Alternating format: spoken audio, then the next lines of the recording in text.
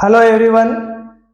तो जो आज की क्लास में हम जो एडिशन है, एडिशन के जो लो है अपने पास से वेक्टर के, हम उनका डिस्कशन करेंगे। टोटल 3 लो का हम डिस्कशन करेंगे। फर्स्ट अपने पास में ट्राइंगल लो और वेक्टर एडिशन, सेकंड पैरेललोग्राम लो होगा और थर्ड पॉलीगन लो होगा। लास्ट क्लास में मैंने इनका बताया भी था आपको कि हम ये तीनों जो टॉपिक्स है नेक्स्ट क्लास में डिस्कस करेंगे, और भी बहुत सारे टॉपिक आज की क्लास में हम डिस्कशन करेंगे, इनसे रिलेटेड क्वेश्चंस भी हम करेंगे। सबसे पहले हम देखते हैं बच्चों triangle law of vector addition क्या होता है। तो यदि ये ट्राइंगल की बात कर रहा है तो हमारे माइंड में एक बात जरूर आ जाती है कि ट्राइंगल का मीन जिसमें 3 साइड्स अपने पास होती है, टोटल 3 साइड अपने पास होती है, और हम ये मान के चल रहे हैं कि 3 साइड्स जो है वो कोई ना कोई वेक्टर क्वांटिटी को यहाँ रिप्रेजेंट करेगी। जैसे कि मान लो कि बच्चों ये अपने पास में एक साइड है और ये किसकी साइड है, ट्राइंगल की साइड है, और ये ट्राइंगल की साइड जो है किसी वेक्टर क्वांटिटी ए को रिप्रेजेंट कर रही है। इसको रिप्रेजेंट करिए ए को, और दूसरी जो इस ट्राइंगल की जो साइड है वो सेम ऑर्डर में, देखो बिल्कुल सेम ऑर्डर है, सेम ऑर्डर में अदर वेक्टर क्वांटिटी बी को रिप्रेजेंट कर रही है। तो बच्चों ये जो थर्ड साइड होगी इन दोनों के जस्ट अपोजिट ऑर्डर में, इन दोनों के रिजल्टेंट का मीन मैंने आपको समझाया था लास्ट क्लास में। रिजल्टेंट का मीन इन दोनों के सम को, इन दोनों का सम यानी a प्लस बी को क्या करेगा बच्चों, रिप्रेजेंट करेगा। यानी यदि किसी ट्राइंगल में दो साइड सेम ऑर्डर में, देखो दो साइड अपने पास में सेम ऑर्डर्स में किसको, दो वेक्टर क्वांटिटी को रिप्रेजेंट करता है, दो वेक्टर्स को रिप्रेजेंट करता है, तो जो थर्ड साइड अपने पास होगा इन दोनों के जस्ट अपोजिट ऑर्डर, देखो ये सेम ऑर्डर है, ये इनके जस्ट अपोजिट ऑर्डर में आ रहा है, तो इन दोनों के जस्ट अपोजिट ऑर्डर में जो अपने पास साइड रहेगा वो इन दोनों के सम को यानी इन दोनों के रिजल्टेंट को रिप्रेजेंट करेगा। बच्चों ट्राइंगल लॉ बहुत सारी डेरिवेशंस में अपने पास में फिजिक्स में यूज आता है और कुछ क्वेश्चंस करने में भी बहुत अच्छे से यूज आता है। जैसे मैं मान लूं कि आपको मैं डिस्प्लेसमेंट वेक्टर का बात पूछूं, क्योंकि हम आगे डिस्प्लेसमेंट वेक्टर के बारे में थोड़ा बहुत बताएंगे, थोड़ा बहुत यहां भी बता देते हैं। डिस्प्लेसमेंट वेक्टर जैसे मान लो आपको फाइंड करना है, सर डिस्प्लेसमेंट वेक्टर का मीन क्या है, मैं आपको इसका एप्लीकेशन समझा रहा हूं कि किस तरीके से हम ट्राइंगल लॉ को हम वेक्टर एडिशन में यूज लेते हैं। मैं मान लेता हूं कि बच्चों मेरे पास इस कोऑर्डिनेट सिस्टम में तो पोजीशन है, एक पी पोजीशन है और एक क्यू पोजीशन है, ठीक है, एक पी पोजीशन है एक क्यू पोजीशन है, ये इन दोनों का ही सेम ओरिजिन है, ओरिजिन बच्चों दोनों का सेम है। इस पी का जो पोजीशन वेक्टर है या वेक्टर पोजीशन जो है वो r1 अपने पास है, यानी ओ से लेकर पी तक का r1 हमने वेक्टर मान लिया। अब p1 के कोऑर्डिनेट वो 1 डायमेंशनल है, 2 डायमेंशनल है, 3 डायमेंशनल है, उसके अकॉर्डिंग हम r1 को लिख सकते हैं। इसी तरीके से ये q है और q का मैं वेक्टर पोजीशन या पोजीशन वेक्टर r2 मान लेता हूं। अब आपसे ये कहा जाए, ये पूछा जाए या इस तरीके से क्वेश्चन आए कि P से Q की साइड में, कहां से बच्चों, P से Q की साइड में या P का Q की साइड में आपको क्या फाइंड करना है, पोजीशन वेक्टर फाइंड करना है। यानी P से Q का आपको एक तरीके से क्या फाइंड करना है, डिस्प्लेसमेंट आपको फाइंड करना है, जिसको हम क्या बोलेंगे, डिस्प्लेसमेंट वेक्टर बोलेंगे। तो मैं इसको मान लेता हूं कि बच्चों ये r12 है जो आपको फाइंड करना है। आपसे बच्चों Q से P की साइड में भी डिस्प्लेसमेंट पूछा जा सकता है, मैं एक बता देता हूं, दूसरा ऑटोमेटिक आप समझ जाएंगे हम कैसे फाइंड करेंगे। यानी P से Q की साइड में हमें क्या फाइंड करना है, डिस्प्लेसमेंट वेक्टर फाइंड करना है। और इस डिस्प्लेसमेंट वेक्टर को फाइंड करने के लिए देखो मैंने 1 से 2 की साइड में, 1 का मतलब r1 से r2 की साइड में पोजीशन वेक्टर जिसको हम डिस्प्लेसमेंट वेक्टर बोलेंगे, जो P से Q का एक डायरेक्ट क्या होगा, डिस्प्लेसमेंट होगा। वो आपको फाइंड करना है। तो ऐसे क्वेश्चंस में हम ये देख पा रहे हैं कि आप ट्राइंगल यहाँ पर बन रहा है और ट्राइंगल बन रहा है तो हम इसमें ट्राइंगल लॉ का ही यूज करेंगे। और ट्राइंगल लॉ हमें क्या कहता है कि आप ही देखिए कि इस ट्राइंगल में कौन से वेक्टर सेम ऑर्डर्स में आपके पास है। तो देखिए हमें ये दिखाई दे रहे हैं कि बच्चों ये R1 और R12 जो है वो दोनों सेम ऑर्डर में है अपने पास में। तो यदि ये दोनों सेम ऑर्डर्स में है, देखिए ये सेम ऑर्डर्स में, ये जस्ट इनके अपोजिट ऑर्डर में आ रहा है, तो इन दोनों का जो सम होगा वो R2 के इक्वल रहेगा। यानी इनका जो रिजल्टेंट रहेगा यानी R1 प्लस R12 अपने पास किसके इक्वल रहेगा बच्चों? R2 के इक्वल रहेगा। तो यदि आपको R12 फाइंड करना होगा तो आपको बच्चों R2 में से R1 को क्या करना पड़ेगा? माइनस करना पड़ेगा। यहां R12 फाइंड करना होगा तो R12 में से R2 में से मतलब R12 के लिए आपको R2 में से R1 को यानी R2 पोजीशन वेक्टर में से R1 पोजीशन वेक्टर को माइनस करना पड़ेगा। देखो बच्चों किसके लिए, किसके लॉ से हमने किया है? इसको हमने ट्राइंगल लॉ से ही किया है। तो डिस्प्लेसमेंट वेक्टर देखो फाइंड करने के यूज में आ रहा है। सपोज करें बच्चों कि आपको Q से P की साइड में फाइंड करना पड़ता, आपको डिस्प्लेसमेंट वेक्टर Q से P की साइड में फाइंड करना पड़े, तो Q से P की साइड में मैं मान लेता हूं कि डिस्प्लेसमेंट वेक्टर बच्चों R21 है अपने पास में। कितना मान लिया हमने? R यानी 2 से 1 की साइड में। अब 2 से 1 की साइड में हमने माना है। अब आप देखिए यहाँ पर कि अब अपने पास R12 को भूल जाइए भैया, क्योंकि आपको R21 फाइंड करना है। वेक्टर में पोजीशन के साथ डायरेक्शन का बड़ा इंपॉर्टेंट होता है, इंपॉर्टेंट रोल होता है। तो हम ये देखेंगे R2 और R21 यानी ये दोनों सेम ऑर्डर्स में अपने पास है, यानी ये दोनों सेम ऑर्डर्स में, तो इसको कैसे लिखा जाएगा देखते हैं एक बार। इसको लिखा कैसे जाएगा बच्चों? R2 प्लस R21, क्योंकि ये दोनों सेम ऑर्डर्स में, इनका रिजल्टेंट किसके इक्वल होगा? R1 के। तो आपको R21 चाहिए तो कैसे लिखा जाएगा? R1 माइनस R2 लिखा जाएगा। तो इस तरीके से हम इनके डिस्प्लेसमेंट वेक्टर बच्चों फाइंड कर सकते हैं। और भी मान लो कि जैसे मान लो ये तो हमने नॉर्मली बताया, अब R1 R2 यदि कोऑर्डिनेट सिस्टम में आते रहे अपने पास में, R1 कैसे?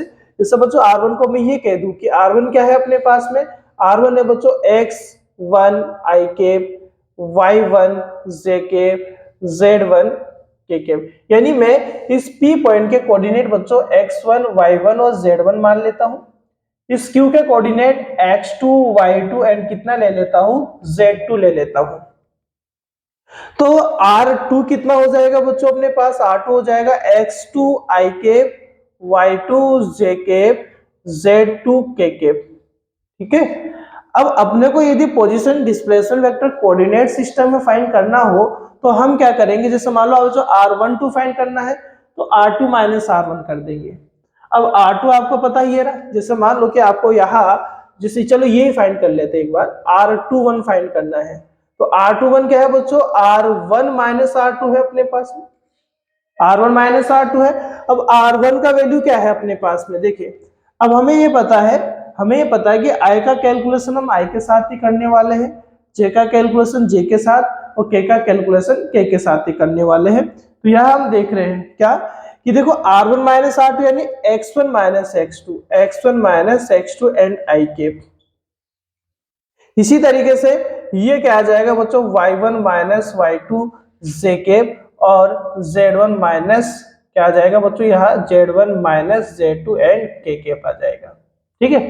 अब आपको मान लो कि इसका मैग्नीट्यूड भी यदि फाइंड करना पड़े तो बच्चों मैग्नीट्यूड फाइंड करना अपने को आता है कि आपको मॉडुलस लेना पड़ेगा। I के साथ जो भी टर्म अपने पास आप यूज ले रहे हैं आप उसका स्क्वायर करेंगे, y1 माइनस y2 का स्क्वायर करेंगे, z1 माइनस z2 का स्क्वायर करेंगे और इनका क्या कर देंगे? आप अंडर रूट कर देंगे। तो इस तरीके से हम इनका क्या डिस्प्लेसमेंट वेक्टर का यहाँ मैग्नीट्यूड भी क्या कर सकते हैं बच्चों? फाइंड कर सकते हैं। तो देखो ट्राइंगल लो तो कितना छोटा सा है, लेकिन इसके बेसिस पर आप देखिए बच्चों हम कितनी सारी एप्लीकेशंस को सोल्व कर पाते हैं, कितने सारे क्वेश्चंस को हम एडिशन कर पा रहे हैं। तो ये ट्राइंगल लॉ और वेक्टर एडिशन था, जिसके बेसिस पर हमने क्या बताया कि यदि थ्री जो साइड अपने पास किसी ट्राइंगल में होती है, जैसे यह 3 साइड्स अपने पास किसी ट्राइंगल में है, तो इस ट्राइंगल में दो साइड दो वेक्टर को सेम ऑर्डर में यदि रिप्रेजेंट करता है तो थर्ड जो साइड होगा इन दोनों के अपोजिट ऑर्डर में इन दोनों के रिजल्टेंट को क्या करता है बच्चों, रिप्रेजेंट करता है।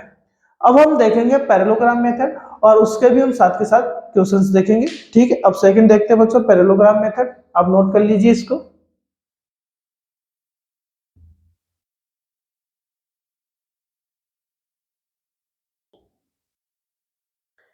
अब बच्चों हम सेकंड देखते हैं parallelogram method, parallelogram law of vector addition.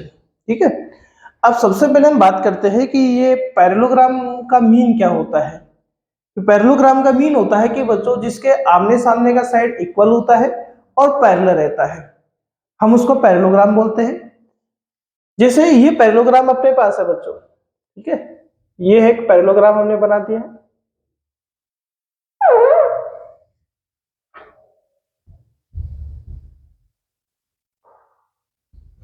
ठीक है, ये एक पैरेललोग्राम अपने पास है, एक बार देखते हैं। तो ठीक है, अच्छा ठीक है, इसमें हमने क्या कर दिया है, ये वाला नाम दे देते इसको ओ ए बी सी अपने पास है। अभी तक बच्चों हम जो ये पढ़ रहे हैं, ये जो पैरेललोग्राम वगैरह या ट्रायंगल मेथड जो हम पढ़ रहे हैं, तो इसमें बच्चों मैं मान लेता हूं कि जो ओ ए है, ओ ए जो साइड है एक वेक्टर को रिप्रेजेंट कर रही है। कौन से वेक्टर को, पी वेक्टर को, एक पी वेक्टर को रिप्रेजेंट कर रहा है।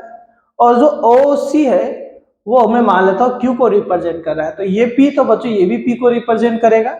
और यदि ओ सी जो क्यू को रिप्रेजेंट कर रहा है तो ए बी भी किसको रिप्रेजेंट करेगा, क्यू को, क्योंकि आमने सामने का साइड क्या रहेगा, सेम रहेगा।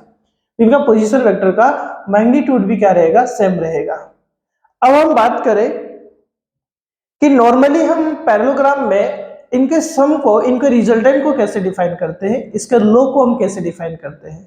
तो पैरेललोग्राम में हम ये देख रहे हैं कि वो दो जो साइड अपने पास है, एक ओ ए साइड एक वेक्टर पी को रिप्रेजेंट कर रहा है, एक ओ सी साइड वेक्टर क्यू को रिप्रेजेंट कर रहा है। तो इनका दोनों का जो कॉमन पॉइंट है, इन दोनों का देखो कॉमन पॉइंट बच्चों ये हो गया।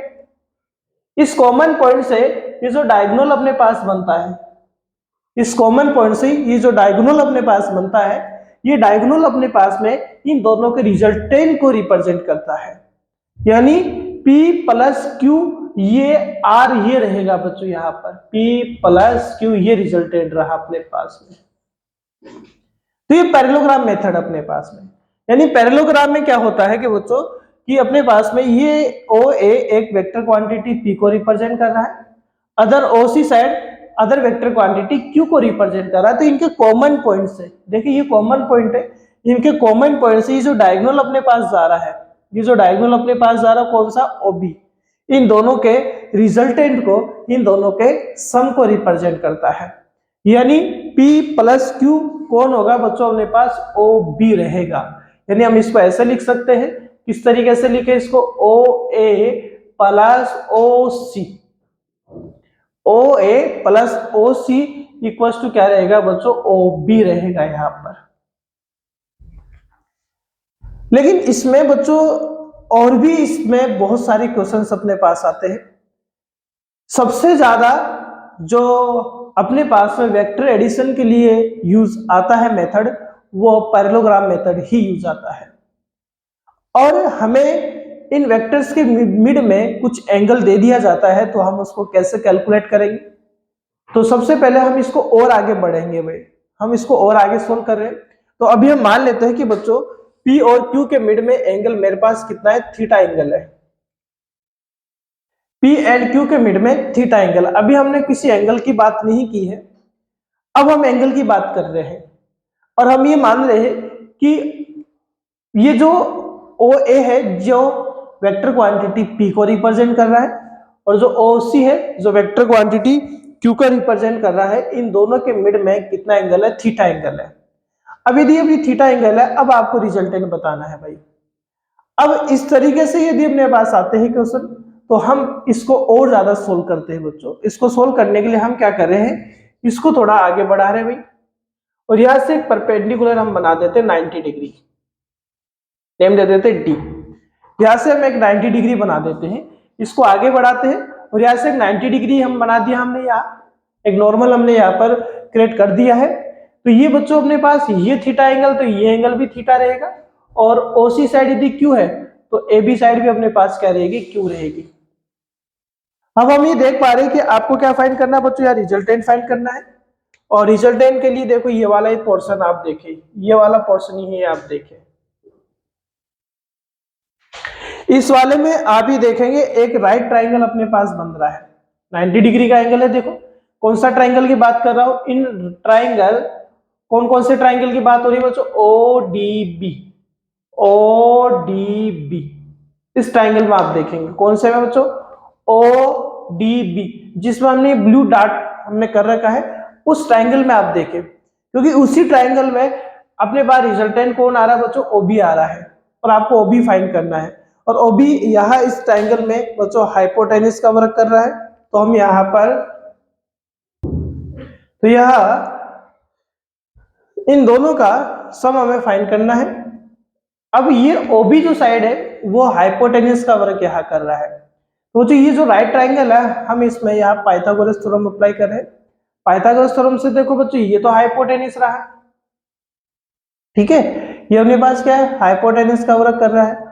और हम ये मान लेते हैं, हम क्या मान लेते हैं कि बच्चों ये जो आर है, आर का मीन जो ओबी साइड है, जो रिजल्टेंट है वो पी से यहां से कितना एंगल बना रहा है, अल्फा एंगल बना रहा है भाई, कितना एंगल बना रहा है, रिजल्टेंट या अल्फा एंगल बना रहा है। पी और क्यू के मिड में हमने एंगल कितना मान रखा है, थीटा मान रखा है। तो यहां देखें बच्चों कि हमने यहां रिजल्टेंट के साथ एंगल अल्फा मान लिया है, पी और क्यू के मिड में एंगल क्या था, अपने पास थीटा था। तो यह ओबी का स्क्वायर, यहां पाइथागोरस थ्योरम से क्या आएगा बच्चों, ओबी का स्क्वायर, हाइपोटेन्यूज का स्क्वायर इक्वल टू क्या रहेगा बच्चों, ओ डी का स्क्वायर, ओ डी का स्क्वायर, ओडी क्या अपने पास में यहाँ, ओडी भाई उस गाड़ी की बात नहीं हो रही, OD, O D, O D यहाँ अपने पास में ये 90 डिग्री ये है, तो ये बेस हो गया, और ये परपेंडिकुलर हो गया कौन सा बच्चों, बी डी का स्क्वायर।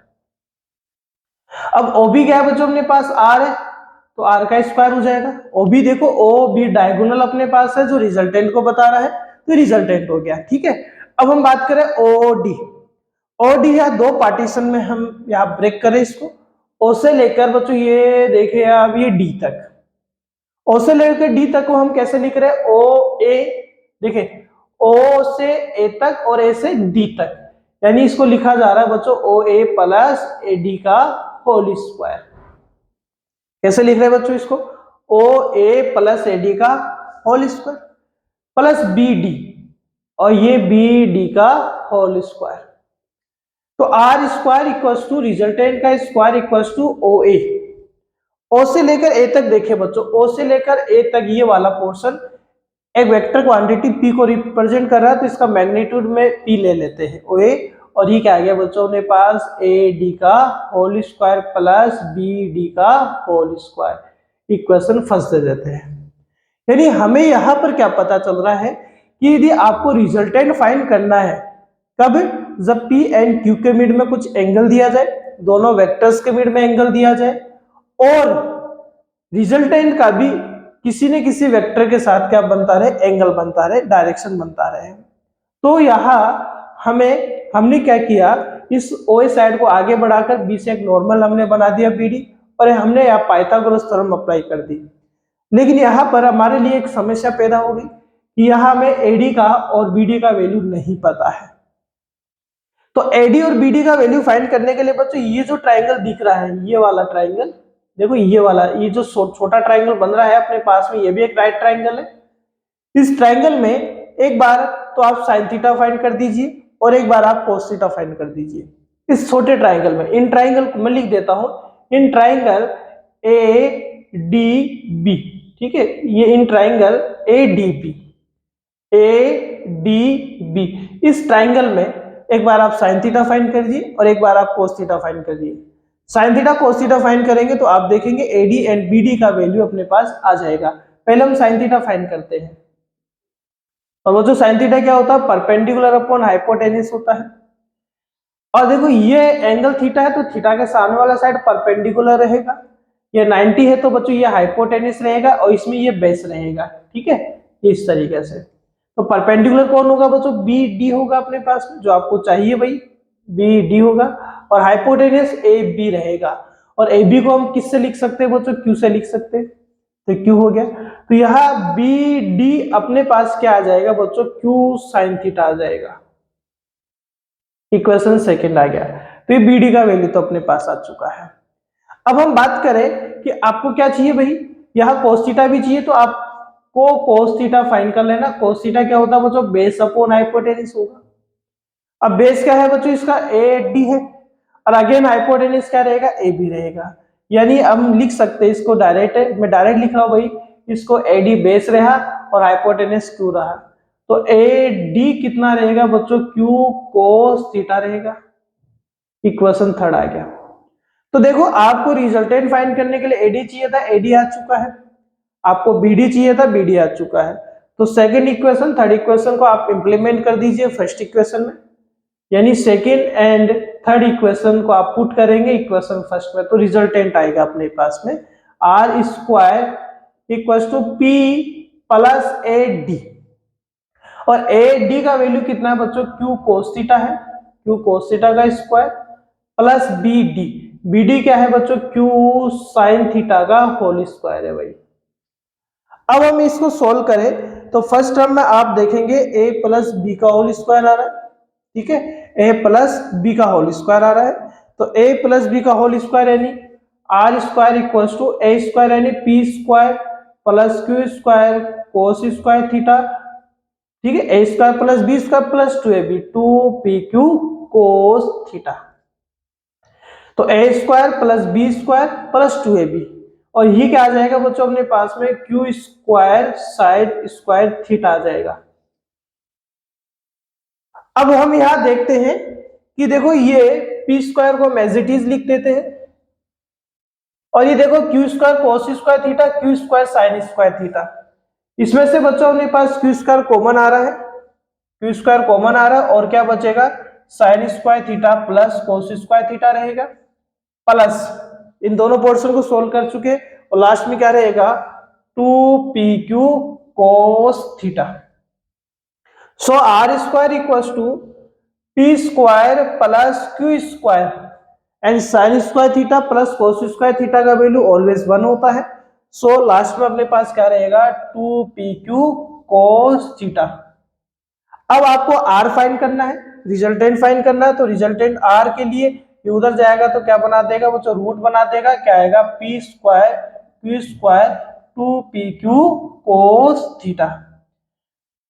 अभी बच्चों ये यदि हमें इनका रिजल्टेंट का फॉर्मूला याद होने लग गया कि सर देखो आप क्यों करे जा रहे हो इस तरीके से, क्यों एंगल लेकर आप रिजल्टेंट फाइंड कर रहे हो, इस बात को ना समझते हुए आप इस बात को यदि समझने की कोशिश करें कि यदि दो वेक्टर क्वांटिटी दी हुई है और उनके मिड में कुछ ना कुछ एंगल दिया हुआ है, तो आपको रिजल्टेंट इस तरीके से फाइंड करना है, root P square plus Q square plus two P Q cos theta.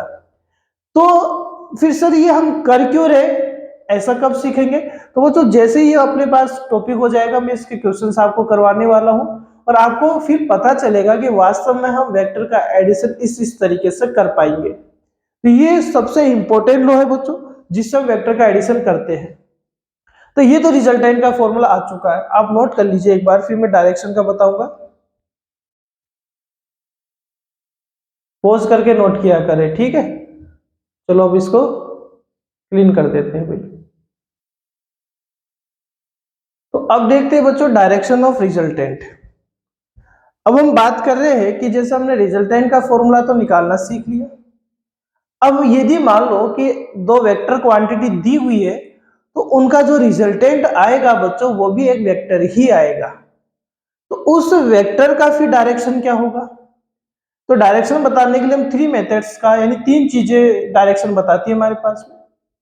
सबसे पहले हम बात करें तो X Y Z, minus X minus Y minus Z coordinates अपने पास डायरेक्शन बताते हैं, नॉर्थ साउथ वेस्ट ईस्ट, और एक डायरेक्शन बताने के लिए हम एंगल का भी यूज करते हैं, और एंगल यहाँ हम टेन थीटा का यूज करेंगे।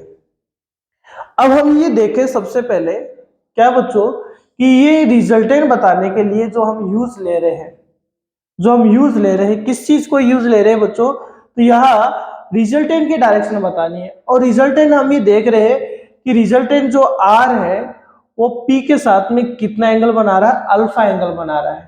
तो आपको यह इस अल्फा का वैल्यू फाइंड करना है। इसका वैल्यू फाइंड करना है बच्चों, अल्फा का वैल्यू फाइंड करना है। और अल्फा का वैल्यू फाइंड करने के लिए मैं ये जो ट्राइंगल ले रहा हूं, अगेन वही ट्राइंगल ले रहा हूं बच्चों, ओ डी बी, बड़ा ट्राइंगल जो अपने पास बन रहा है, कौन सा बच्चों, ओ डी बी, हम इसी का यूज कर रहे हैं। और इसमें अल्फा फाइंड करने के लिए मैं टेन अल्फा फाइंड कर रहा हूं। यार क्या फाइंड कर रहे हैं बच्चों, टेन अल्फा फाइंड कर रहे हैं। और टेन क्या होता है बच्चों, तो टेन होता है परपेंडिकुलर अपॉन बेस होता है। इस ट्राइंगल में परपेंडिकुलर कौन रहेगा, बी डी रहेगा, जिसको हम पहले भी फाइंड कर चुके हैं। और बेस कौन रहेगा बच्चों, तो बेस पूरा ओ से लेकर डी तक रहेगा, ओ से लेकर डी तक रहेगा।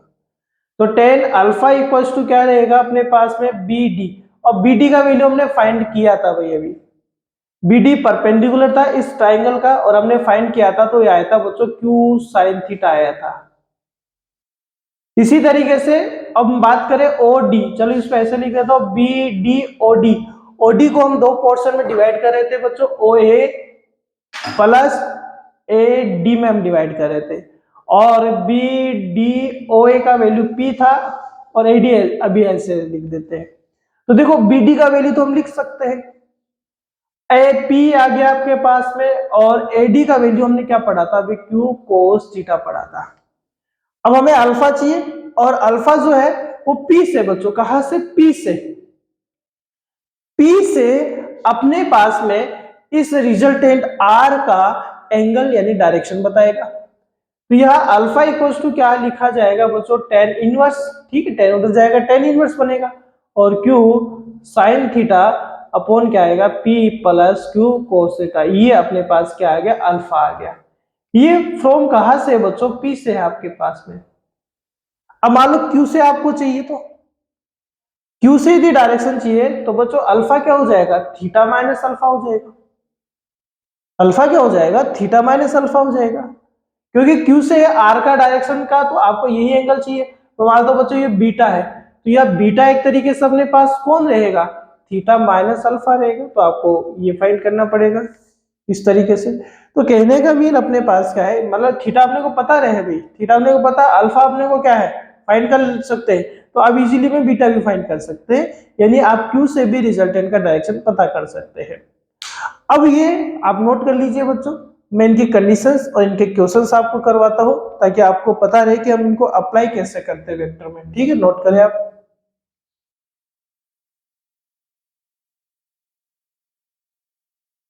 मुझे ये दो चीजें हमने पढ़ी है भाई, हमने पैरेललोग्राम मेथड से वेक्टर एडिशन सीखने के लिए यहाँ रिजल्टेंट, जब पी और क्यू के मिड में एंगल को थीटा दिया हुआ है, अच्छा पी और क्यू क्या है, दो वेक्टर क्वांटिटीज है, तो रिजल्टेंट हम इस तरीके से फाइंड करेंगे, अल्फा इस तरीके से फाइंड करेंगे। अब इसमें कुछ कंडीशंस हम लेते हैं बच्चों, यदि मान लो थीटा 0 डिग्री रहे, थीटा 0 डिग्री रहे, थीटा 0 का मीन हुआ कि बच्चों पी एंड क्यू दो वेक्टर क्वांटिटी है। अब देखिए सर पैरेललोग्राम में दोनों सेम डायरेक्शन में कैसे हो सकता है। अब पैरेललोग्राम में बच्चों जरूरी नहीं है कि ये जो फॉर्मूला हमने यूज लिए हैं वो पैरेललोग्राम में ही अप्लाई करें, आप अदर में सिस्टम में भी इनको अप्लाई कर सकते, हमारा आंसर बिल्कुल करेक्ट आएगा, जो हमें चाहिए वो आ जाएगा।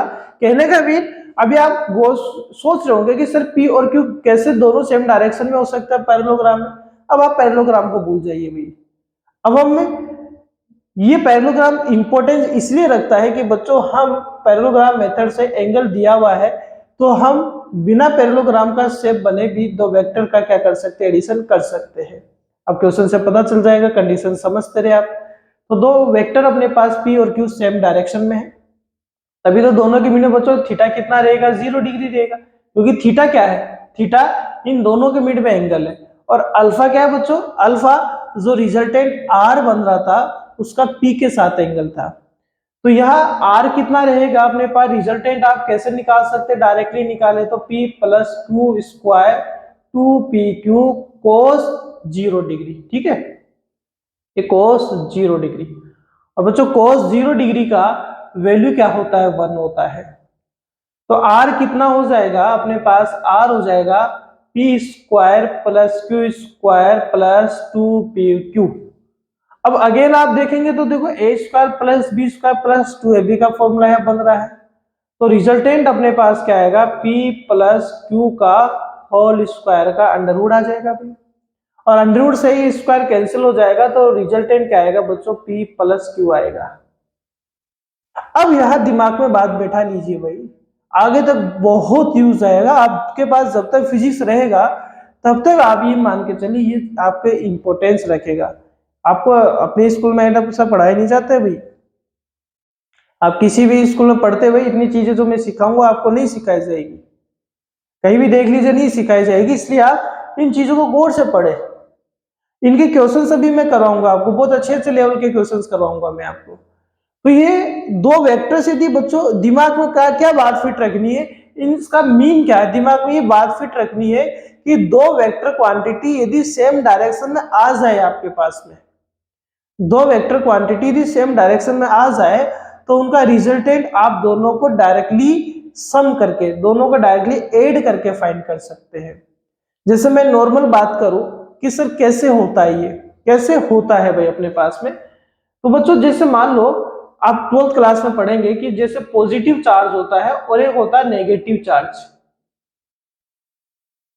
एक पॉजिटिव चार्ज होता है और एक नेगेटिव चार्ज होता है। पॉजिटिव चार्ज और नेगेटिव चार्ज दोनों के कारण इलेक्ट्रिक फील्ड आसपास में क्या होता है, प्रोड्यूस होता है, डेवलप होता है। अब पॉजिटिव चार्ज के कारण इलेक्ट्रिक फील्ड बच्चों E1 मान लेता हूं, और नेगेटिव चार्ज के कारण इलेक्ट्रिक फील्ड कितना मान लेता हूं, E2 मान लेता हूं।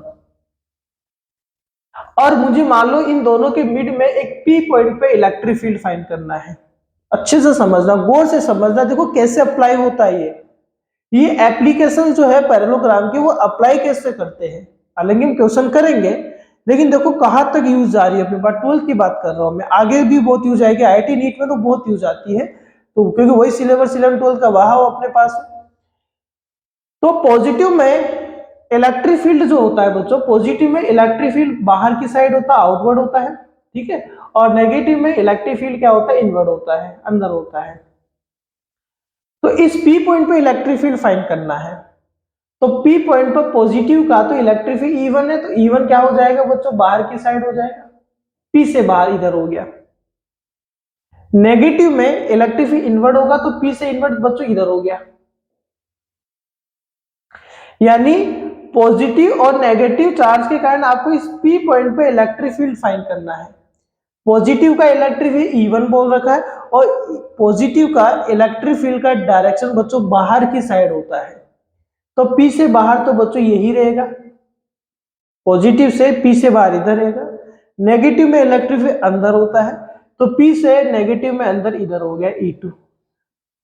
अब आपको P पर बच्चों रिजल्टेंट इलेक्ट्रिक फील्ड फाइंड करना है, और P पर पॉजिटिव का इफेक्ट भी है, नेगेटिव का इफेक्ट भी है, और दोनों का रिजल्टेंट आपको फाइंड करना है। और हम ये देख रहे हैं कि डायरेक्शन के बेसिस पर, इलेक्ट्रिक फील्ड के डायरेक्शन के बेसिस पर दोनों का इलेक्ट्रिक फील्ड सेम डायरेक्शन में आ रहा है, यानी दोनों के मिड में एंगल कितना है बच्चों, 0 डिग्री है। तो आप रिजल्टेंट यदि फाइंड करेंगे, तो रिजल्टेंट यदि हम फाइंड करेंगे तो दोनों को बच्चों क्या कर देंगे, आप ऐड कर देंगे भाई, दोनों को क्या कर देंगे, ऐड कर देंगे, और आपका क्या आ जाएगा, वहां रिजल्टेंट आ जाएगा। तो देखिए कहा एप्लीकेशन कैसे अप्लाई होती है, तो इस तरीके से एप्लीकेशन अपने पास अप्लाई होती है।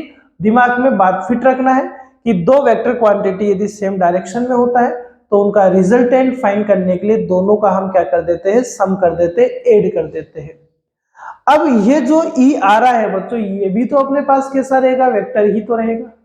यदि ई वेक्टर रहेगा तो आप इस ई का डायरेक्शन कैसे फाइंड करेंगे, वो डायरेक्शन भी हम देख लेते हैं, ठीक है। नोट कर लो एक बार आप, 1 2 3 4 5 पोज करके नोट किया करें, मैं साफ कर देता हूं।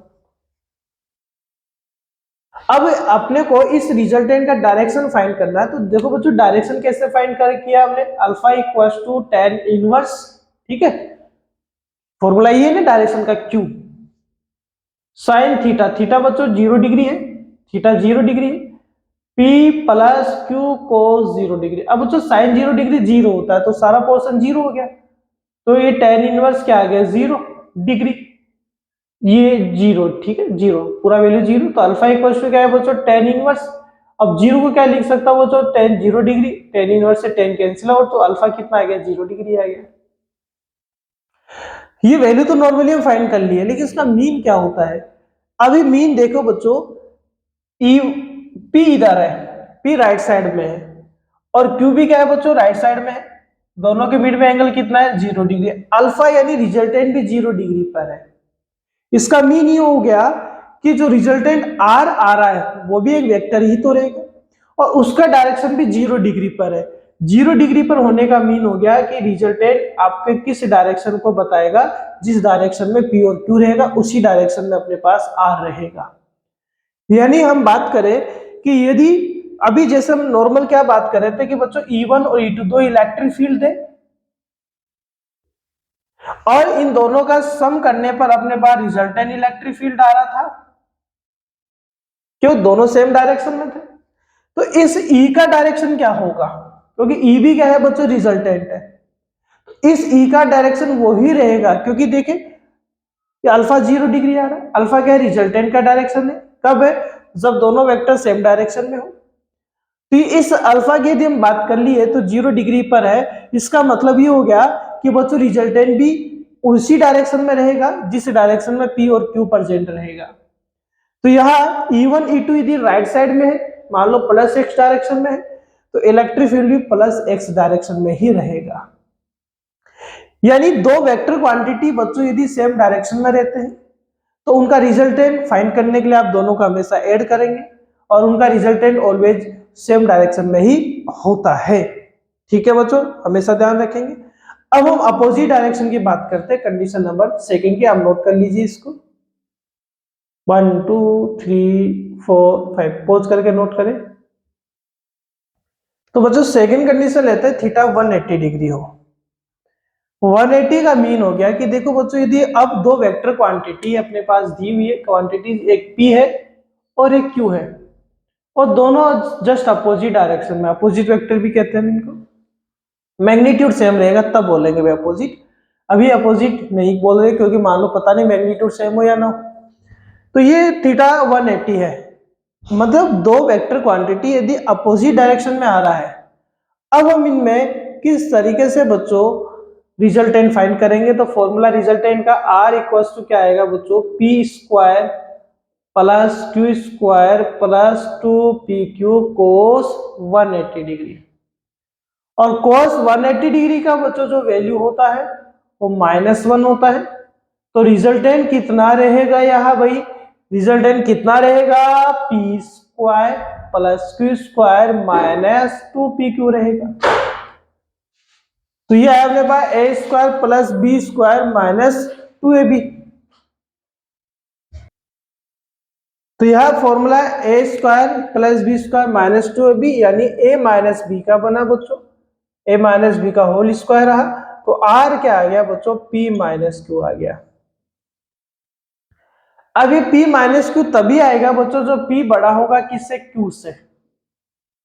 P is greater than P minus Q, Q यदि ग्रेटर देन है तो बच्चों Q माइनस P आ जाएगा। क्या आ जाएगा, Q माइनस P आ जाएगा। अब यदि नॉर्मली बात करें कि सर इस रिजल्टेंट का मीन अपने पास क्या निकल रहा है, तो इस रिजल्टेंट में आप ये देखिए बच्चों कि यहां हमने दो कंडीशंस ली है, Q में से P को भी माइनस, यानी जब बड़ा जो रहेगा उसमें से माइनस करना है। लेकिन सर इसकी इंपोर्टेंस क्या है, आप अल्फा फाइंड करें। अल्फा क्या आएगा बच्चों, tan इनवर्स, अल्फा डायरेक्शन है, Q sin 180 degree upon P plus Q cos 180, और sin 180 भी 0 होता है, तो ये सारा पोर्शन अगेन 0 आ जाएगा अपने पास में। यानी अब सर अफसोस की बात है कि सर अब 0 डिग्री आ रहा है, तो अब डायरेक्शन कैसा रहेगा। अब डायरेक्शन के लिए आप भी देखें, यानी दो बात दिमाग में आ गई। जैसे मान लो ये अभी कोई इलेक्ट्रिक फील्ड आ रहा था, E1 इधर आ गया और E2 इधर आ गया मान लो, और आपसे पूछा जाए कि अब रिजल्टेंट इलेक्ट्रिक फील्ड बताओ, तो बच्चों रिजल्टेंट इलेक्ट्रिक फील्ड बताने के लिए आप ये देखेंगे दोनों अपोजिट डायरेक्शन में है, और अपोजिट डायरेक्शन में है तो बड़े, मान लो बड़ा E1 है तो E1 में से E2 को माइनस कर देंगे।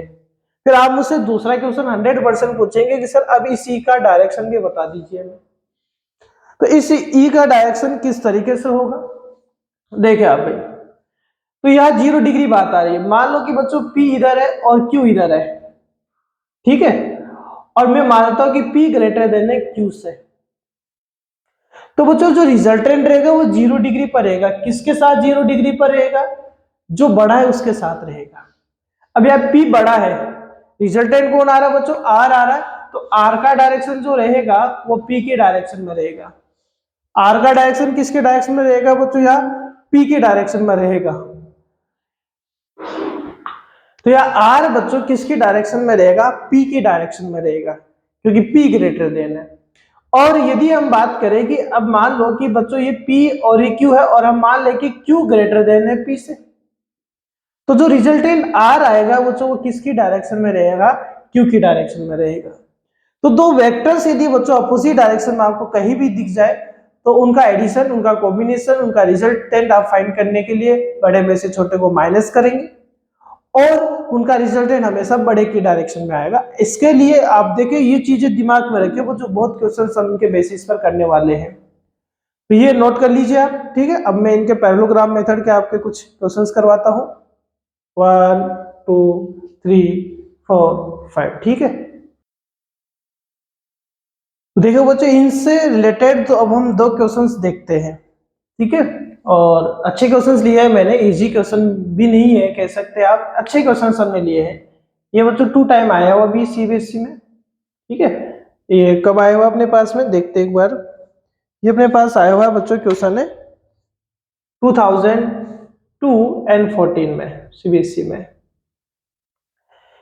टू वेक्टर्स अपने पास है, both equal in magnitude and have their resultant equal in magnitude of either. यानी वो ये कह रहा है कि दो वेक्टर्स आपके पास है जिनका मैग्नीट्यूड अपने पास इक्वल है, और उनका रिजल्टेंट भी बच्चों क्या है, उन वेक्टर्स के इक्वल है। तो find out the angle between the two vectors. तो उन दोनों वेक्टर के मिड में आपको क्या फाइंड करना है, एंगल फाइंड करना है, ठीक है। फर्स्ट क्वेश्चन रीड कर लीजिए एक बार आप, मैं बताता हूं क्या होता है। तो ये क्वेश्चन जो कह रहा है वो उस क्वेश्चन के बेसिस पर हम इसका आंसर करते हैं। मैं मान लेता हूं कि बच्चों दो वेक्टर P और Q है। अब वो ये कह रहा है कि मैग्नीट्यूड में इक्वल है। ये two vectors both equal in magnitude have their resultant also equal in magnitude. तो बच्चों इनका रिजल्टेंट हम क्या मानते हैं, R मान ले, तो तीनों ही क्या इक्वल है। और मैं मान लेता हूं कि तीनों किसके इक्वल है बच्चों, x के इक्वल है। तीनों किसके इक्वल है, x के इक्वल है। इनका वैल्यू मान लिया, क्योंकि हमें वैल्यू तो गिवन ही नहीं है ना, बस यही तो कहा जा रहा है कि P Q R यानी दो वेक्टर्स जो है वो इक्वल है मैग्नीट्यूड में, उनका रिजल्टेंट जो है, जो इसको हम R मान के चल रहे हैं, वो भी इक्वल है। तीनों इक्वल है, मैं x के इक्वल मान लेता हूं। तो अपने को P एंड Q के मिड में find out the angle between the two vectors. Two vectors कौन है बच्चों, P और Q है, R तो रिजल्टेंट है। इन P और Q के मिड में जो एंगल हम थीटा मानकर कर रहे थे वो आपको फाइंड करना है। तो बच्चों R का फॉर्मूला क्या होता है रिजल्टेंट का, R का formula R square equals to क्या होता है, P square plus Q square plus 2PQ cos theta होता है। अब P Q R मैग्नीट्यूड में इक्वल है और इनको हमने x मान रखा है, तो देखो R का स्क्वायर यानी x का स्क्वायर हो जाएगा, P का स्क्वायर यानी x का स्क्वायर हो गया बच्चों, Q का स्क्वायर यानी अगेन x का स्क्वायर, 2P, P यानी x और Q का मतलब भी x, और ये क्या आ गया, कोस थीटा आ जाएगा। बस रिजल्ट रख दीजिए और थीटा निकाल लीजिए। एक्स स्क्वायर इक्वल टू ये क्या आएगा बच्चों, 2x स्क्वायर आएगा, ये प्लस का अगेन 2x स्क्वायर आ जाएगा, और ये आ गया बच्चों कोस थीटा आ जाएगा, ठीक है। अब हम यदि बात करें, हम इजीली में इसको सोल्व कर सकते हैं, काफी मेथड अपने पास है। अब आप भी देखेंगे कि 2x स्क्वायर यदि उधर जाता है अपने पास में, ठीक है, वैसे तो हम कॉमन लेकर एक फॉर्मूला या 2 sin स्क्वायर थीटा का बनाकर भी कर सकते हैं। नॉर्मली हम इसको इजीली में करें तो देखो कैसे, ये उधर जाएगा तो ये बच्चों माइनस का x स्क्वायर रह जाएगा, 2x स्क्वायर उधर गया माइनस का 2x स्क्वायर, तो ये माइनस का x स्क्वायर और ये 2x स्क्वायर कोस थीटा रहेगा। यह बच्चों x स्क्वायर से x स्क्वायर अगेन कैंसिल होगा, तो कोस थीटा ये माइनस का 1, ये 2 इधर डिवाइड में चला जाएगा तो माइनस का हाफ रहेगा। और वो जो माइनस का हाफ होता है ना, वो कोस में 120 डिग्री का वैल्यू होता है। यानी मैं इस माइनस हाफ को क्या लिख सकता हूं, कोस 120 डिग्री लिख सकता हूं। तो कोस से कोस कैंसिल होगा, तो थीटा यहाँ कितना बचेगा, 120 डिग्री रहेगा। तो यहाँ एंगल कितना रहेगा बच्चों, 120 डिग्री रहेगा। तो तीनों यदि इक्वल होंगे तो तीनों में यदि इक्वल रहेंगे तो दोनों वेक्टर P एंड Q के मिड में एंगल कितना रहेगा, 120 डिग्री रहेगा। सोल्व कर लीजिए, फिर सेकंड क्वेश्चन करते हैं। ठीक है, 1 2 3 4 5। अब देखें सेकंड क्वेश्चन। दो फोर्सेस दे रखे बच्चों इस बार भी। Two forces was magnitude are in the ratio 3:5, यानी दो फोर्स है। एक बच्चों फोर्स को हम मान लेते हैं F1, ठीक है, और एक फोर्स को मान लेते हैं F2 है। तो इनका का रेशियो कितना, 3/5 है। तो यदि 3/5 है तो बच्चों मुझे तो पता नहीं ना F1 F2 कितना, तो मैं क्या मान लेता हूँ, F1 कितना मान लेता हूँ, 3x मान लेता हूँ, और F2 मान लेता हूँ कितना है, 5x अपने पास है। F1 का वैल्यू हमने 3x मान लिया और F2 का वैल्यू हमने कितना मान लिया, 5x मान लिया। तो 3/5 का रेशियो आ रहा है अपने पास में। उनका जो रिजल्टेंट है, रिजल्टेंट बच्चों F मान लेता हूँ जो 35 न्यूटन है, और वो ये कह रहे हैं if the angle of their inclination is 60 degree. F1 और F2 के मिड में एंगल कितना दे रखा है बच्चों, 60 डिग्री दे रखा है। तो आपको मैग्नीट्यूड फाइंड करना है इस फोर्स। तो ये F1 एग्जैक्ट में है कितना, F2 एग्जैक्टली कितना है, उसका वैल्यू अपने को फाइंड करना है। तो देखो रिजल्टेंट का फॉर्मूला देखो बच्चों आता क्या है, R का फॉर्मूला क्या आता है, p square plus q square plus 2pq cos theta आता है। R यानी रिजल्टेंट, और यहाँ रिजल्टेंट फोर्स कितना है बच्चों, F है, तो ये F का स्क्वायर हो जाएगा। फॉर्मूला लिख रहा हूं पहले, P का स्क्वायर, P की जगह कौन आएगा बच्चों, first F1 square, Q square यानी बच्चों क्या आएगा, F2 स्क्वायर आएगा, और ये आ जाएगा 2F1 F2 cos थीटा का, ये रूट आ गया, ये स्क्वायर हटा दिया हमने यहाँ से। अब वैल्यू आप पुट कर दीजिए। F देखे आप बच्चों, F कितना है, 35 है अपने पास में, तो ये 35 आ गया। रिजल्टेंट है ना फोर्स, F1 का स्क्वायर, F1 कितना है बच्चों, हमने 3x ले रखा है, F2 कितना है, 5x का स्क्वायर हो जाएगा, और 2F1 यानी 3x 5x and cos 60 degree. और cos 60 डिग्री का वैल्यू बच्चों हाफ होता है, 1/2 होता है। सो 35 इक्वल्स टू क्या आएगा बच्चों, ये 9x स्क्वायर, ये 25x स्क्वायर, ये 2 5 और 3 बच्चों 15x स्क्वायर हो जाएगा, और cos 60 का वैल्यू हाफ हो जाएगा। ठीक है, यहां तक नोट कर लीजिए, फिर मैं इस साइड में नोट करूंगा इसको। तो इसको सोल्व कर दीजिए बच्चों। तो ये देखिए 35,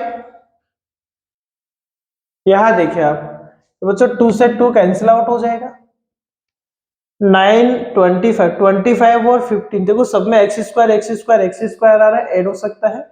15 25 कितना हो गया, 40 हो गया, और 9 49, यानी रूट में अपने पास आएगा 49x स्क्वायर।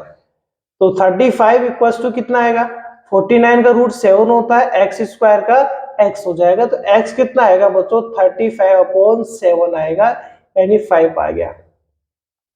अब x आ गया, तो हमें तो F1 और F2 का मैग्नीट्यूड ही तो फाइंड करना, तो हम F1 और F2 भी फाइंड कर सकते हैं।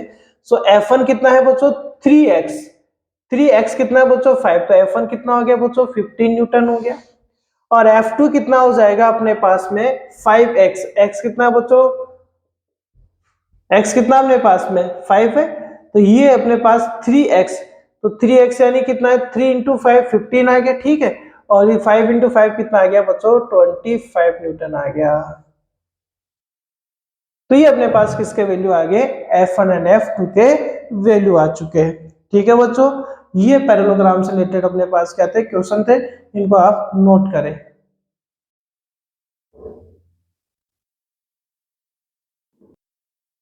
अब देखते हैं बच्चों polygon law of factor addition. हम ट्राइंगल मेथड में, पैरेललोग्राम मेथड में बच्चों दो ही वेक्टर क्वांटिटी का सम कर सकते हैं, रिजल्टेंट फाइंड कर सकते हैं। यानी यदि दो से ज्यादा वेक्टर क्वांटिटी आ जाता है तो हम पॉलीगन मेथड का यूज कर सकते हैं। तो ये पॉलीगन में मतलब जिसमें बहुत सारी साइड हो सकती है, तो मतलब ये है कि हम पॉलीगन मान लेते हैं जिसमें बहुत सारी साइड है, O A B C D, ठीक है। मैं मानता हूं कि ओ ए साइड जो है वो जो ए है और ए बी साइड क्या है, बी है अपने पास में। इसी तरीके से यदि ये साइड अपने पास ये है तो मुझे बताइए कि हमें तो रिजल्टेंट चाहिए। रिजल्टेंट देखो कैसे फाइंड करेंगे, पॉलीगन लो क्या होता है उसको हम समझ रहे हैं। तो यहाँ एक ट्राइंगल देखो, यहाँ एक ट्राइंगल बन सकता है अपने पास में, ये वाला, ये ट्राइंगल आप देखें, इस तरीके से एक ट्राइंगल अपने पास बन रहा है। इसको पार्टीशन में हम करेंगे, ये ओ, ये ए है, ये बी है, ये ए है बच्चों, ये बी है अपने पास में। तो ये देखिए ये ट्राइंगल में ये दोनों सेम ऑर्डर में आ रहा है, तो इनका रिजल्टेंट ओबी साइड अपोजिट ऑर्डर में ए प्लस बी को बताएगा। ये तो पढ़ा था हम ट्राइंगल में कि ए और बी का जो सम अपने पास है वो ये हो सकता है, ए प्लस बी हो गया, ठीक है, ए प्लस बी हो गया। मान लो कि बच्चों ये थर्ड जो है वो सी को सेम ऑर्डर में ही रिप्रेजेंट कर रहा है। जो बीसी साइड है अपने पास में इस पॉलीगन में वो सेम ऑर्डर में, ए और बी के सेम ऑर्डर में तीसरे वेक्टर क्वांटिटी सी को रिप्रेजेंट कर रहा है। तो मुझे बताइए कि बच्चों ओसी कितना होगा, अब यहां से ओसी कितना होगा। तो देखिए ये इस तरीके से है, ये इस तरीके से है भाई, ठीक है। ये ओ है, ये बी है और ये सी है। ओ से लेकर बी तक हम बता चुके हैं ट्राइंगल मेथड से क्या है बच्चों, ए बी है, ये ए बी है अपने पास में, इस ऑर्डर में है, ओ से बी की साइड में, और बी से सी के ऑर्डर में कौन है, सी है। तो ये अपोजिट ऑर्डर में, क्योंकि थर्ड साइड जो है अपोजिट ऑर्डर में इन दोनों के सम को रिप्रेजेंट करेगा। भाई यही तो था अपने पास वेक्टर मेथड, ट्राइंगल मेथड। तो ये अपने पास क्या हो जाएगा बच्चों, ए प्लस बी प्लस सी हो जाएगा। मान लो बच्चों सी से डी तक का जो साइड है वो डी है अपने पास में, कितना लिया हमने, डी लिया। तो देखो फिर एक और साइड अपने पास बन रही है इस तरीके से, ये इस तरीके से, ठीक है। ये ओ है, ये सी है, ये डी है, मतलब ये वाला ओ सी डी। ये क्या है अपने पास बच्चों, ए प्लस बी प्लस सी है और ये डी है। तो देखो ये सेम ऑर्डर में आ गए दोनों, तो ये क्या हो जाएगा, A plus B plus C plus D हो जाएगा इन सभी के अपोजिट ऑर्डर में। यानी इनके अपोजिट ऑर्डर में ये क्या हो जाएगा बच्चों, ये हो जाएगा A plus B plus C plus D हो जाएगा। तो देखो हमने इसको ब्रेक किया है। पॉलीगन में क्या होता है कि वो जो दो से ज्यादा वेक्टर्स आ जाए तो हम उनका रिजल्टेंट फाइंड करते हैं। कैसा किया देखो, इसमें हम देख रहे हैं कि पॉलीगन में ये देखो O A B B C C D, ये लास्ट तक, मतलब इस आप ओडी को लास्ट वाला भूल जाइए आप, ये जितने भी अपने पास साइड है एक वेक्टर क्वांटिटी को रिप्रेजेंट कर रही है और सेम ऑर्डर में वेक्टर क्वांटिटी को रिप्रेजेंट कर रही है। सेम ऑर्डर में देखो ये सेम ऑर्डर में चल रहा है अपने पास में। तो इनका जो देखो इन सभी का sum A plus B plus C plus D, इन सभी का सम, इन सभी का रिजल्टेंट, इनका जो सबसे लास्ट का जो साइड है, सबसे जो लास्ट का जो साइड है, इन सभी के अपोजिट ऑर्डर में देखो ये ऐसे चल रही है और इनके अपोजिट ऑर्डर देखो ये अपोजिट है, बिल्कुल ये अपोजिट ऑर्डर में, अपोजिट ऑर्डर में जो होगा वो इनके रिजल्टेंट को बताएगा, जिसको हमने ट्राइंगल से यहां बताया है। यानी ये क्या कहता है अपने पास में कि यदि आपके पास में कोई पॉलीगन दिया हुआ है, उस पॉलीगन में आप ये देख रहे हैं कि ये जो भी साइड है वो एक वेक्टर को सेम ऑर्डर में रिप्रेजेंट कर रही है, तो इनका जो लास्ट जो साइड रहेगा, इनका जो लास्ट साइड रहेगा, इन सभी के रिजल्टेंट को, इन सभी के रिजल्टेंट को देखो A plus B plus C D, इन सभी के रिजल्टेंट को इनके अपोजिट डायरेक्शन में क्या करता है, रिप्रेजेंट करता है। वैसे इसका यूज बच्चों हम बहुत कम करते हैं, हम मैक्सिमम ज्यादा यूज किसका करते हैं, पॉलीगन का ही करते हैं, सॉरी पैरेललोग्राम का ही करते हैं। पैरेललोग्राम में यदि दो से ज्यादा भी आ जाता है तो हम दो दो का सम करके हम रिजल्टेंट वहां भी फाइंड कर लेते हैं। तो हम सबसे ज्यादा यूज जो होता है बच्चों वो पैरेललोग्राम मेथड का ही करेंगे। तो आप इसको फटाफट से नोट कर लीजिए भाई।